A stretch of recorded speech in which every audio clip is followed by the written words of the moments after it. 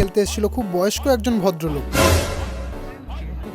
আজকে বিকেলে খেলতে যাচ্ছিলাম, তখন আমার ভাই আমাকে এই কথাটা বলল, 5টা গোল করে বলেছে আজকে। 5টা গোল, একটা করে কাউন্টিং করাবো। আজ একটু বেশি তাড়াতাড়ি মাঠে চলে গেছিলাম, তো গিয়ে দেখি স্কুল তখনও ছুটি হয়নি। তো এই যে ভদ্রলোককে দেখছেন, ইনি হচ্ছেন আমারই এক দাদার ছেলে। এখন থেকে যে এতটাই খেলাধুলা রাখবো, এটা দেখে সত্যিই খুব ভালো লাগে। তারপর একে একে আমাদের বাকি প্লেয়ারও চলে আসে আর আমাদের খেলা শুরু হয়ে যায়।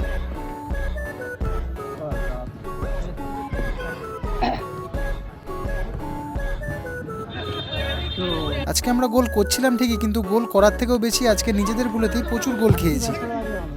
ভালো বল।